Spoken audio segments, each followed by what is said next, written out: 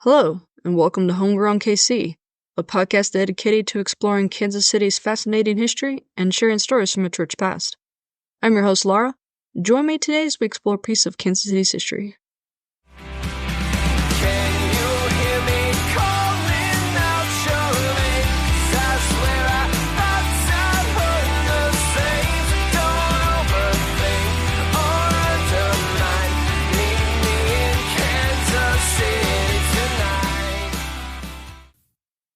Good afternoon, friends. Time for our first adventure minisode of 2024. Woohoo! So yesterday I went on one of the Urban Hikes KC's newest hikes, Merriam. Their other new debut this year is the West Bottoms. This will be my third hike with Urban Hikes KC. The other two are also adventure minisodes, so check those out. They're available wherever you listen to podcasts. If you've never done an urban hike, highly recommend it. Here's a few things for you to know. The hikes are usually about $30 a person. They average 4 miles and are usually from 9 a.m. to noon, although there are a couple of sunset hikes. Haven't done one of those yet, someday.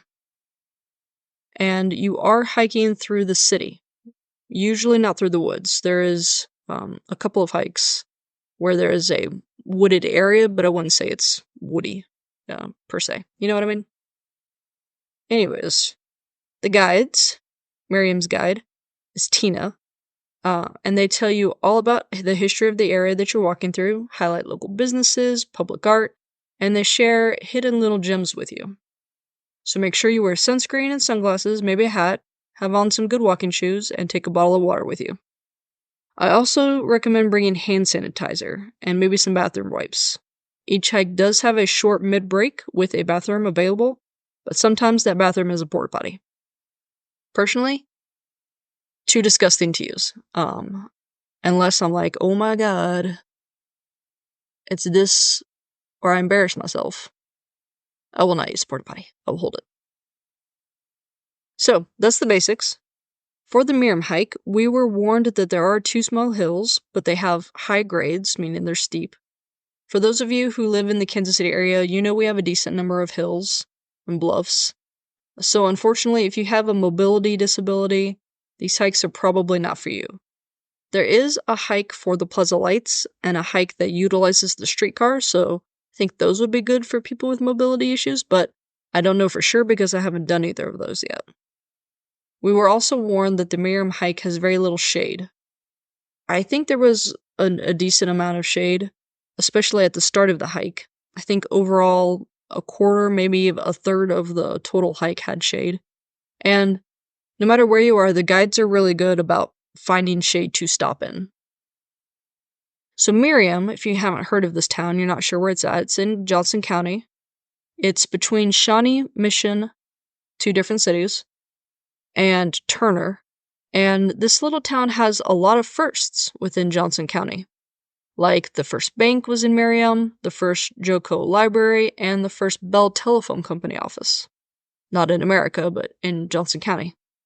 The Shawnee Nation settled in this area after the U.S. government forced them to flee Ohio, future series there. And the Santa Fe Trail and the Fort Leavenworth Military Road both go through Merriam/Shawnee. At one point, there was an interurban rail in the early 20th century that ran from Westport right through downtown Merriam and into Shawnee. It ran throughout all Johnson County, but in this case, that's what we're focusing on. Yeah, we used to have way better public transportation. We need to bring that back. If you visited the train exhibit at the Johnson County Museum, or if you listened to my Patreon episode about the train exhibit with Andrew, then you've heard about the Intercity Urban Rail. When founded, Merriam was originally known as Campbellton Town. Or Campbellton. There we go. Campbellton. It was named for David G. Campbell, who owned all the land, naturally. He bought it from Mary Parks, that's her English name. She was a Shawnee woman. David and his wife and kids originally lived in Shawnee, but they moved south. I think Merriam is more west of Shawnee than south of Shawnee. But they moved in 1864 after Quantrell raiders sacked the city of Shawnee and burned it as a test run for the raid on Lawrence. And of course, there were other people who lived in this area before that, the Kansas tribe, then the Shawnee and the Delaware, as I mentioned ago, and alongside them was a Quaker mission, as you do. Not getting into that right now. Anyways, so when they moved, he bought up the land and he's like, we're gonna move. They put the house on giant logs and rolled it down the street to get it to its current location. Much like the transfer of the Harris Kearney house in Westport from the corner a little bit down the street to its current location.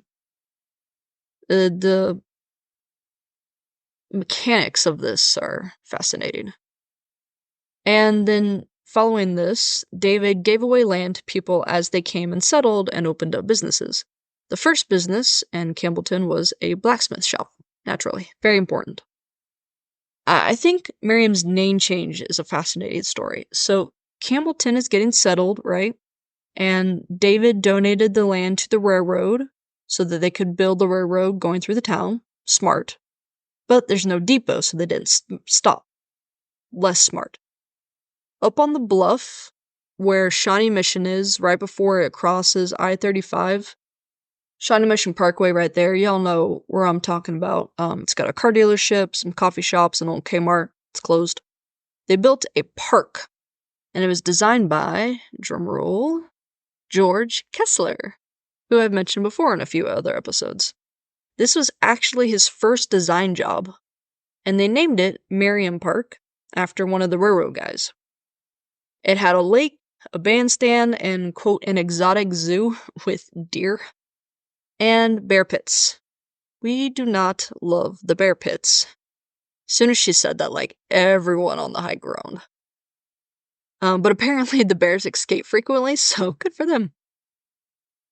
But now that the stop has an attraction, or let me put that a different way. Now that there is an attraction, they put in a stop, they put in a depot, and they named the depot at Merriam Park, and so the town just became Merriam.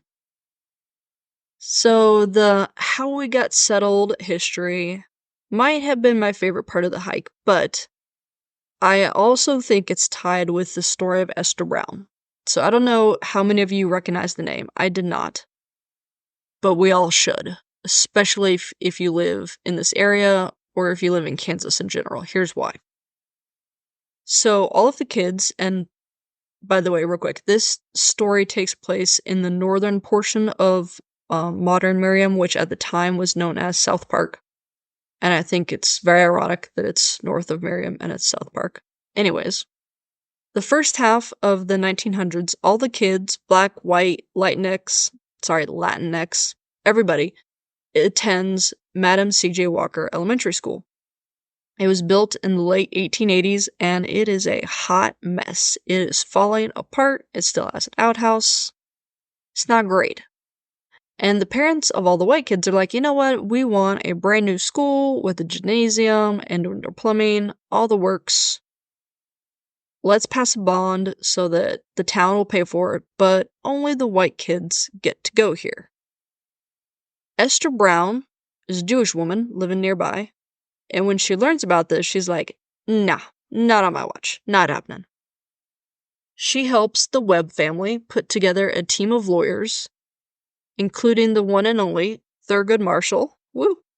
Thurgood Marshall, yes. I detailed his later work in KCMO getting a swimming pool desegregated in my Series 3 #Black Lives Matter Topic 1 Civil Rights and Strife. If you haven't listened to it, please check it out. So this case, Webb versus School District 90, makes its way all the way to the Supreme Court, and the Supreme Court decides in favor of the Webb family, and in 1949, South Park Elementary School is desegregated 5 years before national desegregation. And after this, she started/became the head of the Kansas chapter of the NAACP, and she helped start the protest for the boycott of Monroe Elementary School in Topeka and helped raise funds to pay the teachers, just like she had for the black residents of South Park. And this is the basis of the famous Brown versus Board of Education, which desegregates schools nationwide. Like, oh my god. The desegregation happened with various levels of success, but it's important nonetheless. She is not the Brown named on the case. It's a different family. They just happen to share the same name, but, phenomenal, amazing that Brown versus Board takes place in Kansas in the middle of the nation, but that it got its start not in the capital, but in KCK is just mind-blowing, and I love it. Tina, our guide, is a former high school science teacher, so she talked a bit about the creation of sandstone, limestone, and shale that's found in this area, fossils that can be found in this area. Love the mix of science and the humanities, science and history. It's fantastic. She also explained why honeysuckle is bad, when this is great. So I've known for a few years that Japanese honeysuckle is invasive and bad for the environment because it kills native plants. However, the mechanics of it, the how, has never been explained to me before. And when she said it, I'm like, oh my god, this makes so much sense. So, first of all, honeysuckle bushes, this is sarcastically, right? Because they grow to be 10, 11, 12 feet tall. They're massive. They're so thick, they block all the sunlight underneath of them, so nothing can grow under them. The soil is exposed, and this leads to erosion.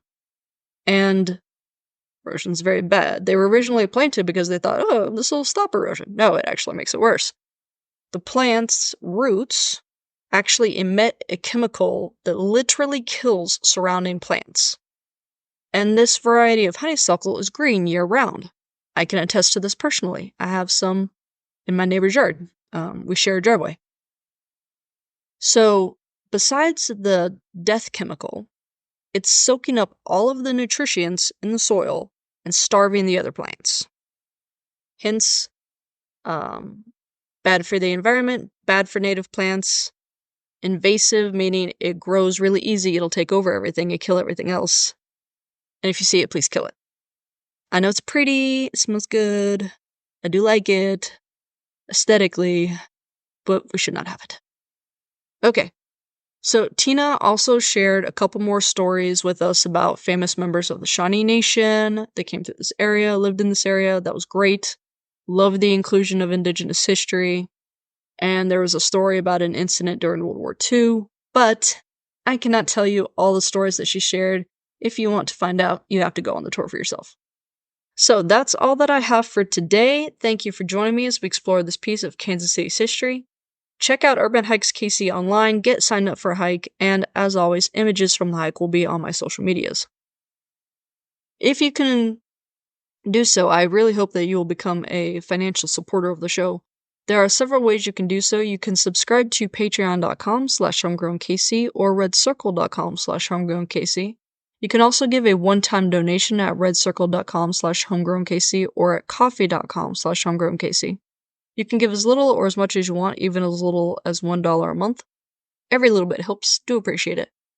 If you become a Patreon supporter, you get 3 things: an item from the merchandise store valued at $5 or less, a shout-out on every episode and social media post. Thank you, Joan and Bjorn, for your continued support. And you get access to exclusive bonus content featuring other local historians, archivists, and museum curators. Everyone who simply donates will receive a shout-out on the next available episode, but you do not get anything from the merchandise store, and you do not get this cool bonus content. Additionally, every donation on Coffee automatically, 1%, automatically goes to help fight climate change, something I'm very passionate about. And you can send me stars on Facebook. 1 star equals $1. If you cannot support me monetarily, I get it, economy sucks, inflation, ugh, my god. You can still support me by listening, telling all your friends and family, telling your coworkers, telling the guy down the street you don't like, listen to me.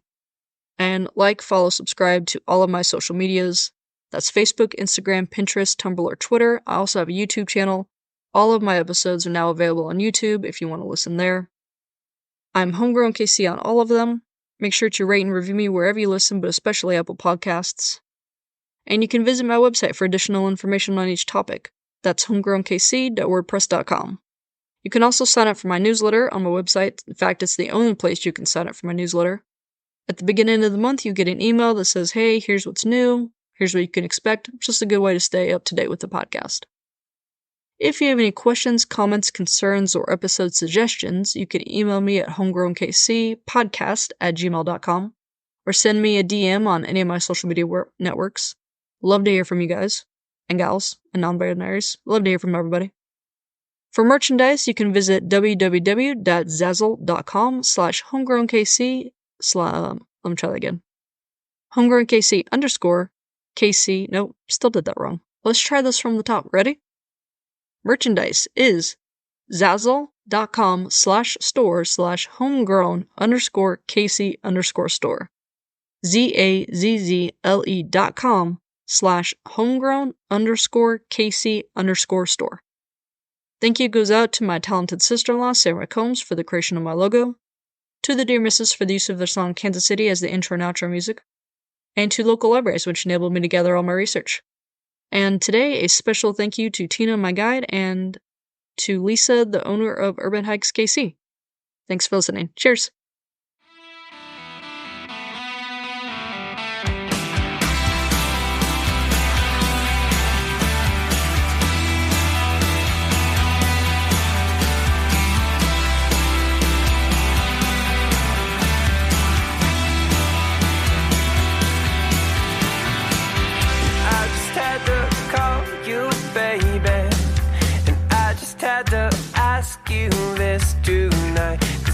Seem to shake this feeling, and I can't seem to get you off my mind. But I lost my nerve forever, and I know that it's now or never to try and see this through. Tie loose ends up with a bow and start anew. We could talk through the nights on the phone.